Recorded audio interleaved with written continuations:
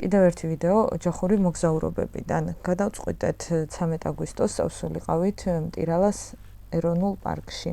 ეს ადგილი არის ულამაზესი. საკმაოდ ახლოს არის ბათუმთან. ჩაქვს ეკუთვნის, სოფელი ჩაქვის თავიდან შეგვიძლია გადასვლა. ეხლა ხედავთ როგორ გავიარეთ ბაგრატიონი, გადავედით მაიაკოვსკის ქუჩიდან და შევუერთდებით ახალ ავტობანს. იქ მხოლოდ მცირე მონაკვეთზე გავჩერდებით, მერე ჩაქვის მხარეს გადავდივართ. მტირალაზე წავსვა იმიტომ გადავწყვიტეთ, რომ ამ ზაფხულის განმავლობაში ეს სადმე დარჩენითი მოგზაურობები აღარ გაგვიკეთებია, უფრო თბილისში ვიყავით 2 კვირა, რომ ჰაერი გამოგვეცვალა. და ახლომახლო ესე ხშირად გავდივართ ხოლმე, ხან ზღვის ახალ სანაპიროებს აღმოვაჩენთ და ხან მთისკენ. ძალიან მაღალმთიანი აჭარისკენ მომავალში ვგეგმავთ წასვლას. ეხლა კი ესე მტირალაზე გადმოვუხვიეთ, სოფელი ჩაქვის თავისკენ მივემართებით, ჯერ ჩაქვიდან გადავუხვიეთ. ეს გზა გვირჩია Google-ის რუკა.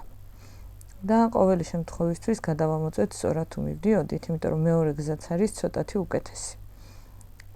უკანა გზაზე ნახავთ იმ გზას, უკანა გზის ვიდეოს მერე ცალკე დავდებ.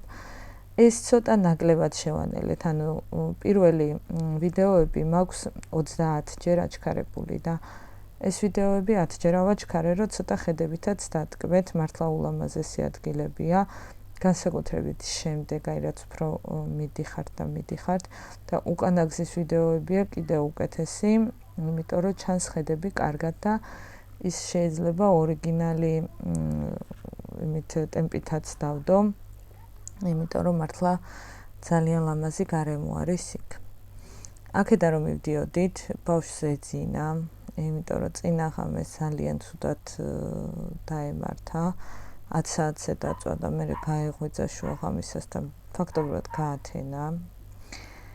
და ამ დღეს ესე დაეძინა და ძალიან მშვიდად ვგზავრობდი, სხვა შორის ვფიქრობდი, რომ თვითონ მანქანის კამერაც იწერს ხმას და ის ხმა ხო არ დამეტოვებია, იმდენად წყნარად ვიყავით და მუსიკას უსმენდით და მაინც ბოლოს გადავწყვეტე, რომ ესეთი კომენტარი გამეკეთებია, ეს ძროხა არაფრით არ გავიდა, ბოლოს დავუსიგნალე, მაინც არ მინდოდა ბავშვის გახვეწება, მაგრამ დავუსიგნალე და ბავშვსაც ისე ძალიან ეძინებოდა, რომ დიდად არ შეუმჩნევია. ცოტათი ესეთი გზაა, რომ აცილება ჭირს. განსაკუთრებით აქედან რომ მიდიხარ, უკანა გზაზე უფრო თამამად მოვდიოდი, მეც მევიჯექი საჭესთან ამჯერად.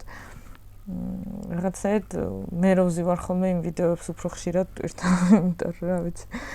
ძალიან ნელა დავდივარ ხოლმე წყნარად, რამე არ ხდება გზაზე ისეთი. თან მაინც როგორც მასწავლებლის არხი ახლა უფრო ჩემ ვიდეოებს და ხოლმე მე როგორ ვატარებ და ზოგადად ქალაქგარეთ მე იშვიათად ვიჯექი ხოლმე საჭესთან აქამდე.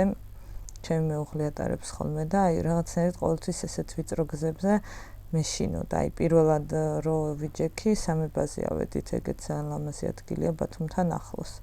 და ის გზაც ვიწროა რაღაც მომენტებში, მაგრამ მაინც ახლოს არის ძალიან ბათუმთან და ეს გზაც ახლოს არის პრინციპში.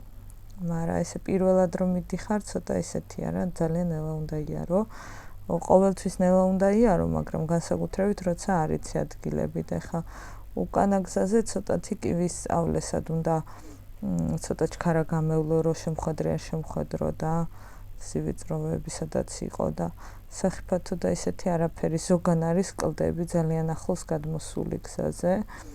მაგრამ ისეთი არაფერი, ხო გზად თაფლი იყიდება, ხვდები რომ სწორად მიდიხარ.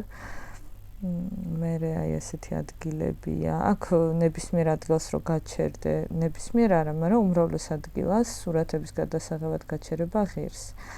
რომ მართლა ძალიან ლამაზი ხედებია და თვითონ სიმწვანეც. აქ კონდიციონერი გათიშული გვაქვს.